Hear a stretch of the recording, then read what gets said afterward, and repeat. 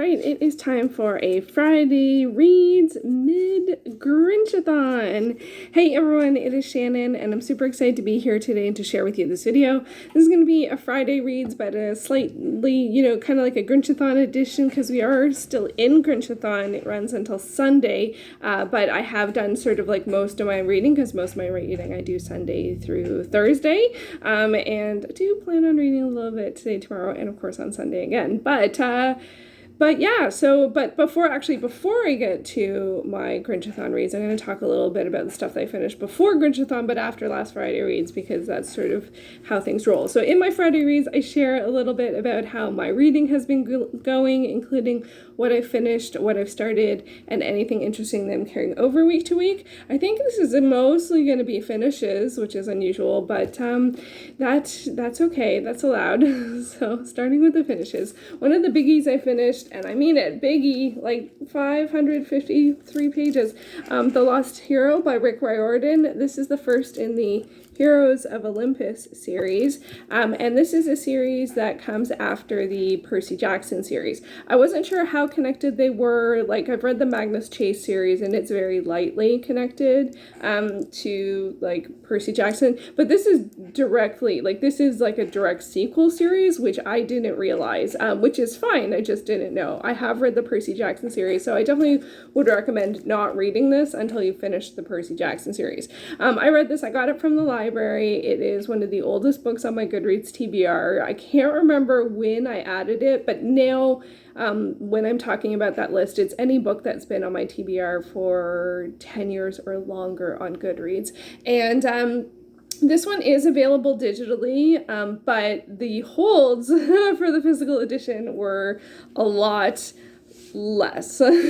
I find almost any series, especially first in series, there's a fair amount of holds. So this one I got from that. It's a urban fantasy middle grade series following Jason, and it actually alternates perspective. Jason, Piper, and Leo, they get 2 chapters each. I'm not quite sure why they get 2 chapters each, and then it alternates.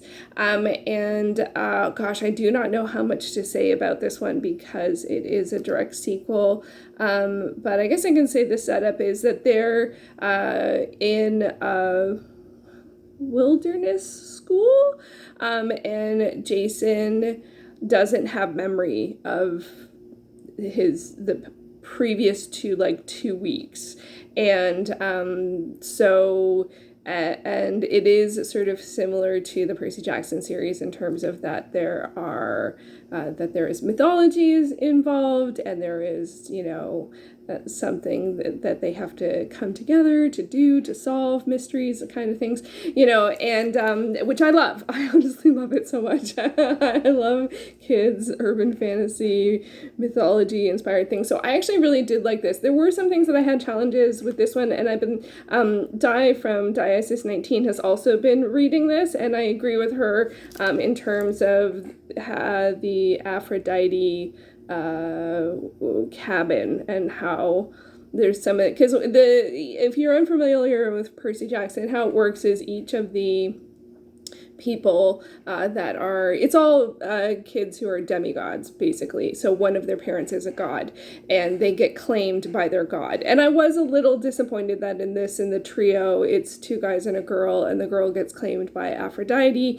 and the cabin that is the Aphrodite cabin is very catty, and I just get very tired of that representation of even of women around each other. It's not all women in the cabin, it's not all girls in the cabin, but it's just like that love and vying for attention turns women against each other. I just at some point I just feel like it's a myth, and we just see it again and again. Literally it's just seen again and again. So now Piper isn't like that.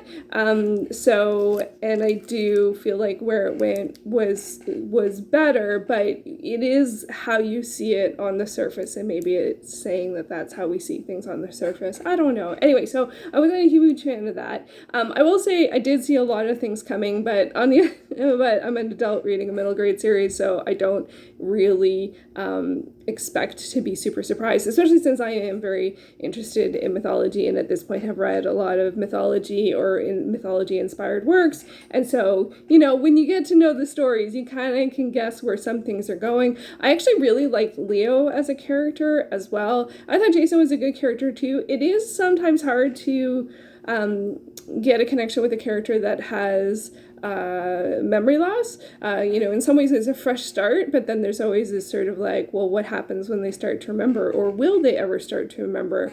But I thought the adventures were good, were great. Some of the adventures were great. Some of the adventures were good. I like the characters and relationships. There's tons of characters. I definitely did a character card for this one, and it was several. I won't hold it up because it's several pages long, but it's, like you can see from afar, that's all of the characters and just a notation of who they are.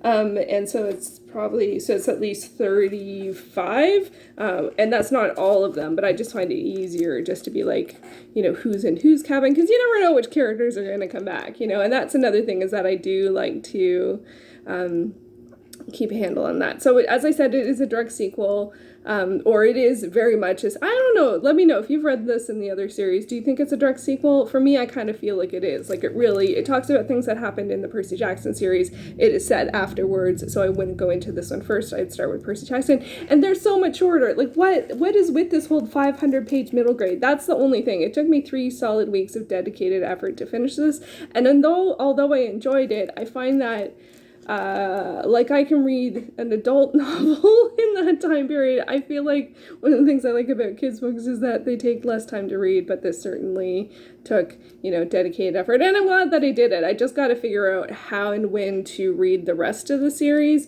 if they're all going to take that much time, because I'll be switching to reading them digitally, in which case I do probably have to get them in the 3-week time period because they all have holds on them. So anyway, new series started, and I did enjoy it. It had some great adventures. I felt like there was one more thing that I was going to say about it.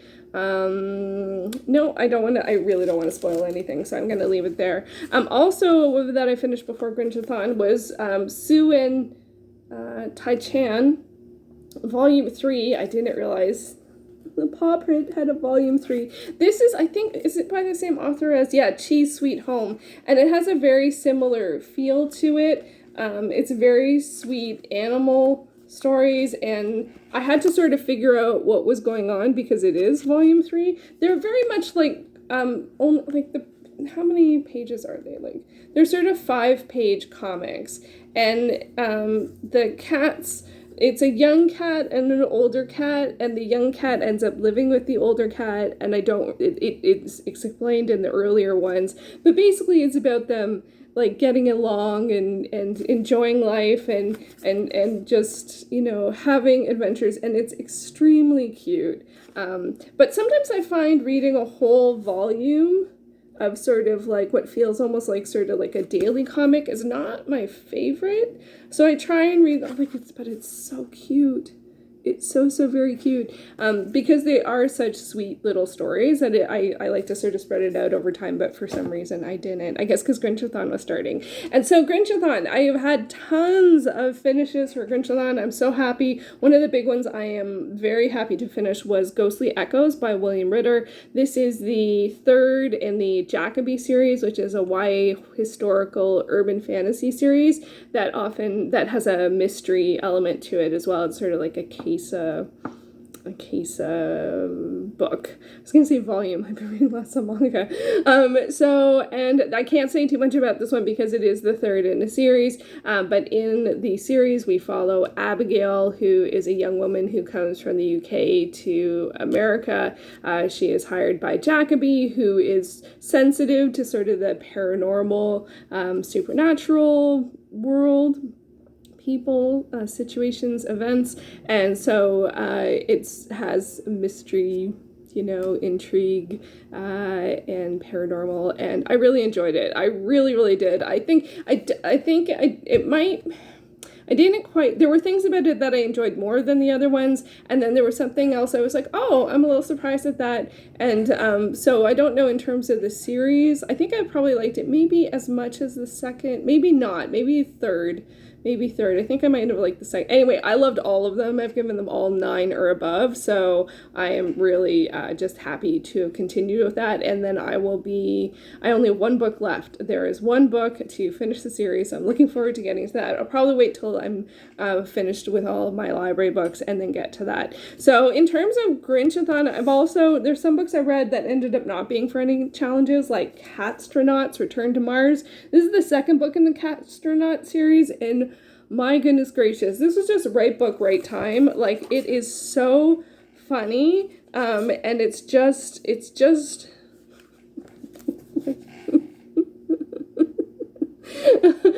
it's just so, I don't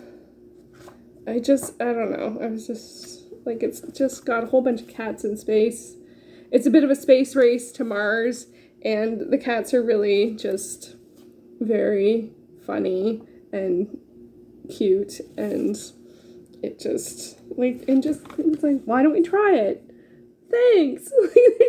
Like, of course things go wrong and there's conflict, but it's very low problems, but not because they're in space, right? So anyway, this was a huge win. It was a total random pick. I'm thrilled that my library actually has all of the series digitally, so I'm going to go back to book 1 and read that.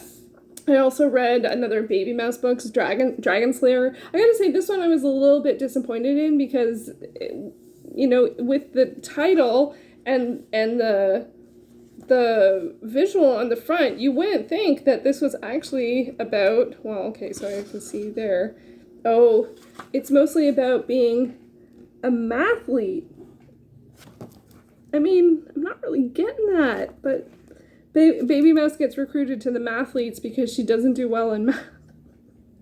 And it's really cute, and I enjoy the series, but I don't like seeing the perpetuation of girls saying, I'm not good at math.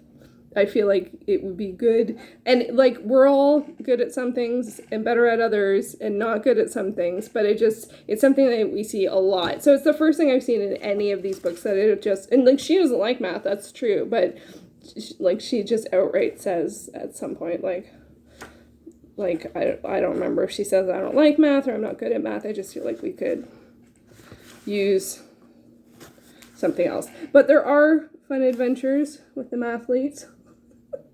And she does, a lot of it is her daydreaming. And I ended up enjoying where the story went, but I just feel like you get a little less doing that. What else? So that was for Grinchathon. I'll share my Grinchathon spread as it is on day 5. So I'm doing pretty well. Some of the books I've read for different challenges than I expected. So for Izzy, I got The Tropical Fish Yearns for Snow. I read one of the kitty books for Izzy. No, that was Cool. Cool was Tropical Fish. Tropical Fish Yearns for Snow. Izzy, I read one of the kitty books. For Finish, I finished Ghostly Echoes, which actually I used for the free space, but I'm going with Les Miserables because I got to my monthly goal for that, so I'm happy about that. And then for pictures, I'm using Baby Mouse and Morpheus. Oh, where is that? Or Morpho, which was a book about, I showed it in my TBR, about like how to understand folds in clothing for artists drawing clothing. So that was interesting. And then so my totals so I'm counting up my totals. I have not been very good at the Instagram challenges, but my page counts have been pretty high. That being said, a lot of what I've been reading has been visual works and kids books, and so I've really flown through a lot of titles. In terms of wrapping up the week and what I plan on continuing for Grinchathon, I have started and plan on finishing Banned Book Club. This one, I gotta say, it's tougher than I expected. I probably should have, because I thought like the premise feeling like I'm going to a banned book club, but then it also, so this is written by Kim Hyung-suk and Ryan Estrada, and the art is by Ko Hyung-ju, and but it is okay, I do really love the art, and the story is is pretty intense, though, because she goes to a banned book club.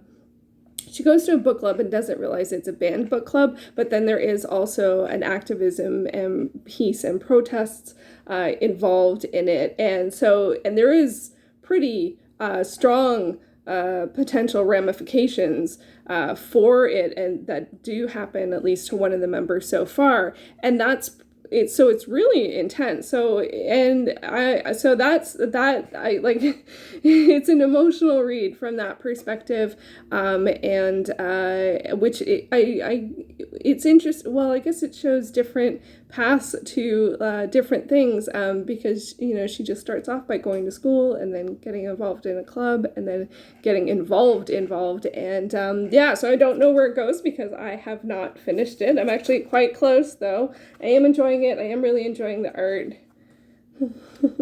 And oh no, that's too far. So, but I am really feeling for the characters because the situation is pretty intense. So I hope to finish that. I also hope to finish, or start and finish, Romeo and or Juliet by Ryan North. I'm really excited. This is the choose your own adventure style. It's a unicorn. I'm actually going to try and set some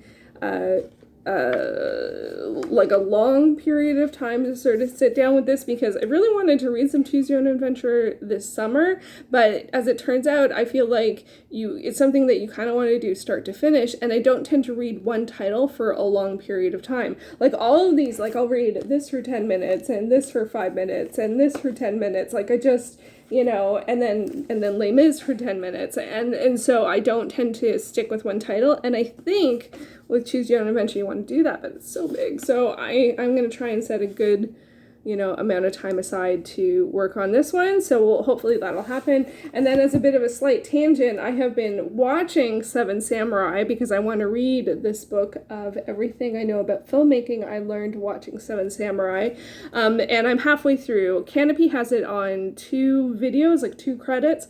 I've watched the first one, part 1, which is an hour and 48 minutes, 2 hours, something like that. And I thought the second part was an hour, because I always thought, oh yeah, Seven Samurai, it's 3 hours. The version they have is 3.5 hours. And so I can't remember if I just didn't remember the time right, or everything more than 3 hours is just like, what? Because it's like, generally speaking, movies are not that long. It is so good. My goodness, I could start reading the book. I could read the first half of the book, I imagine. Yeah, because, there's just, like, the opening credits, the main title. I could read about that until I get to it. So, it's so good. Oh, yeah. That was a great moment. That really was a great moment. So, I think I made the right choice in watching the movie and then coming to the book. And I'm really happy that it is available on Kanopy. Honestly, if you have access to Kanopy, use it. It has, like world-renowned films and festival titles, plus a lot of like cult film and horror film and TV. Like they have Alone, Staged, lots of PBS stuff, like older PBS stuff. And so anyway, I don't hear anyone talking about it, and it's just like, it's such a good service, but I don't know how many people have it connected to their libraries. So anyway, I'm really enjoying watching Seven Samurai. I actually wasn't at a good retention level yesterday, so instead of reading, I watched Seven Samurai, and it was like the first part, so an hour and 45 minutes or 2 hours, and it's so good. If you're unfamiliar with the story, it was made into the Magnificent Seven, or the Magnificent Seven is considered sort of like an homage to it, but the story is there's a group of farmers who often have bandits come and take all of their grain, and so they're left with nothing. So they have decided instead of putting up with this, they're going to go and hire samurai to protect them. So it's the tale of the 7 samurai who come to protect the farmers.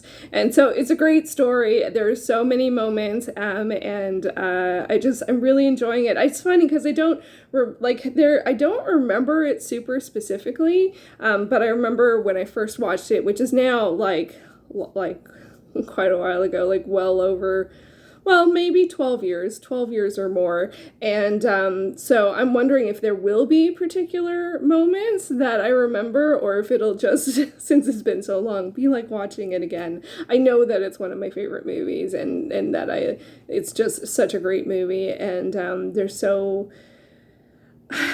like, I don't know, just Akira Kurosawa is just magic. Like, he just, as a director, just there's just so many little, like, how you see things and how they're put together, and like the moments of tension and the framing and the blocking, and just like everything is so good. And there's a lot of characters, and I love Band of Misfits type films, and this definitely has that quality, because it's sort of like getting the band together or whatever, whether it's Blues Brothers or like Seven Samurai. Like, I don't know, I haven't seen Armageddon for a long time. I have a feeling I wouldn't feel but Armageddon has one of the best getting the group together scenes ever. But I don't think I'd like that movie as much now as I liked it back in the day. But that's sort of neither here nor there. Anyway, so I hope to finish watching Seven Samurai and then start reading. It'll probably take me a little while. I don't think it's like going to take that long, but with nonfiction, I feel like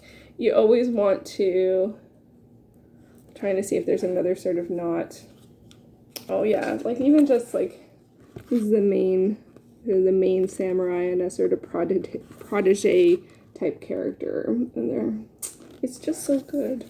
It's just so good. Anyway, so that is what I plan on reading and watching for the next little while. And I do plan on having an August TBR up next week, probably on the 2nd. And I am going to be participating in Berna's Bookish Bingo. Berna from Berna's Bookish Adventures is doing a month-long readathon to celebrate her Booktube anniversary, and doing a